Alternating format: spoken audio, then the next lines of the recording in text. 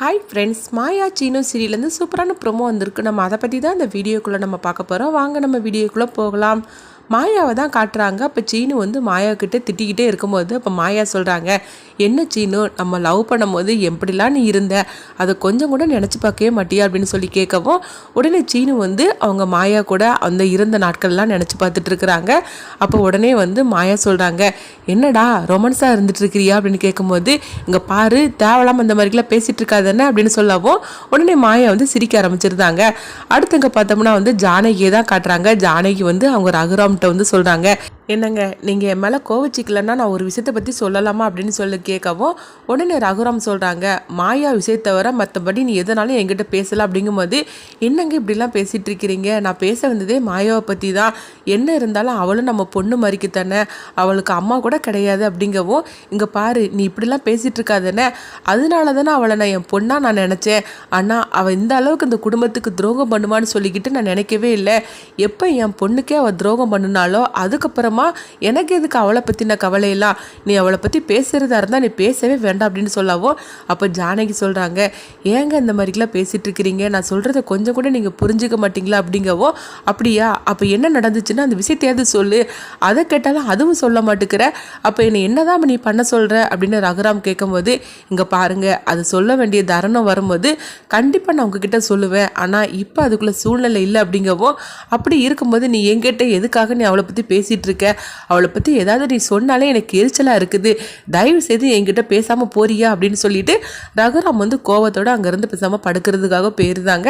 அப்போ ஜானகி நினைக்கிறாங்க, என்ன இருந்தாலும் சரிதான், நீங்கள் மாயா பற்றினா ஒரு நாள் நீங்கள் உண்மையை புரிஞ்சிருக்கும் போது கண்டிப்பாக நீங்கள் ரொம்பவே ஃபீல் பண்ண ஆரம்பிப்பீங்க பாருங்க அப்படின்னு சொல்லிக்கிட்டு ஜானகி நினைக்கிறாங்க. இந்த மாதிரி நடந்துட்டுருக்கு.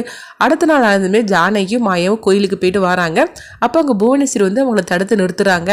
என்ன ஜானகி, இன்னும் கொஞ்ச நாளுக்குள்ளே நீ எப்படியும் உள்ளதான் போயிட போகிற, அதுக்கப்புறம் உன் குடும்பத்தோட கதையை நான் முடிச்சிட போகிறேன், அவ்வளோதான் முடிஞ்சு போச்சுது அப்படின்னு சொல்லவும் உடனே வந்து மாயா சொல்கிறாங்க, இங்கே பாரு தேவலாம் அந்த மாதிரிக்கு பேசிகிட்டு இருக்காதுன்னு அப்படின்னு சொல்லும்போது, ஆமாம் என்னதான் வந்து உங்கள் பெரியம்மாவனை காப்பாற்றணுன்னாலும் அதுக்கு கார்த்தி வந்து ஆகணும்ல, கார்த்தி கண்டிப்பாக உங்கள் கைக்கு கிடைக்க மாட்டான், அப்படி இருக்கும்போது நீ உள்ளே போகிறது தான், உன் குடும்பத்தோட கதை அதையோட முடிய போகுது தான் அப்படின்னு சொல்லிட்டு புவனேஸ்வரி சிரிச்சுக்கிட்டே போயிருந்தாங்க.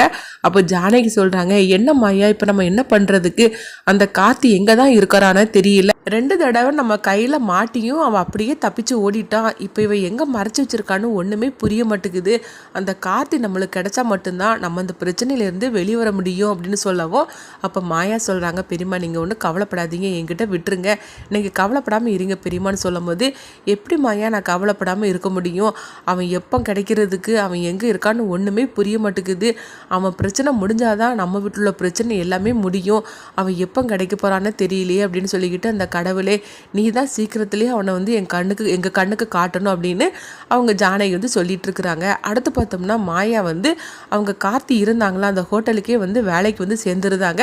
அப்போ உடனே வந்து அவங்க மேனேஜர் வந்து சொல்கிறாங்க, எல்லா ரூமை பற்றி நீ வந்து இவங்களுக்கு வந்து ஒரு கிளாஸ் எடுத்து கொடுத்துரு அப்படின்னு சொல்லவும் உடனே சரின்னு சொல்லிக்கிட்டு அவங்களுக்கு வந்து ஒருத்தவங்க வந்து சொல்லி கொடுத்துட்ருக்குறாங்க எங்கெங்கே என்னென்ன செய்யணும்னு.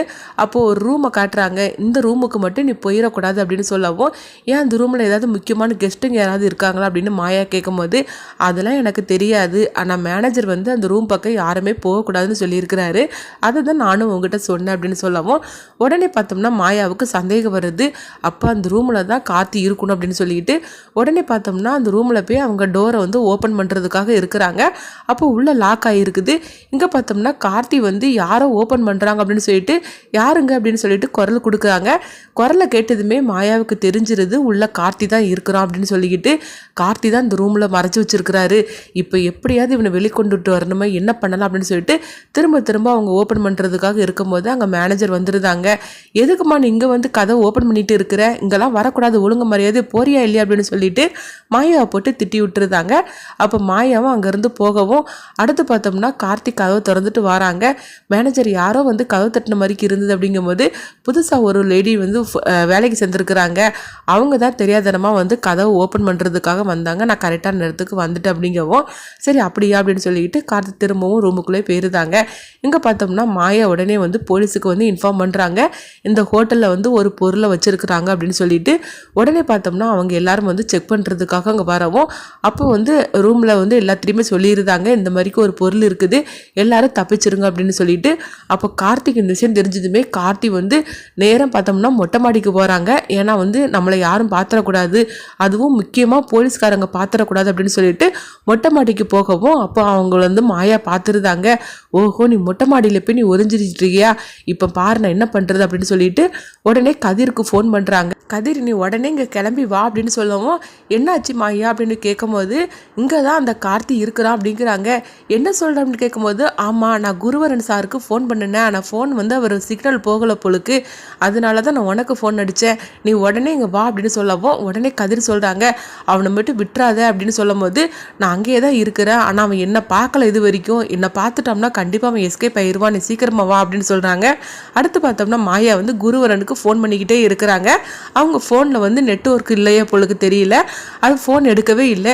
அப்போ மாயா நினைக்கிறாங்க, என்ன குருவரன் சாருக்கு ஃபோன் பண்ணிகிட்டே இருந்தால் ஃபோன் போகவே மாட்டேங்குது, இப்போ அவன் நம்மளை மட்டும் பார்த்துட்டாக்கி கண்டிப்பாக இங்கேருந்து எஸ்கேப் ஆயிடுவான், இப்போ என்ன பண்ணுறதுக்கு தெரியலையே.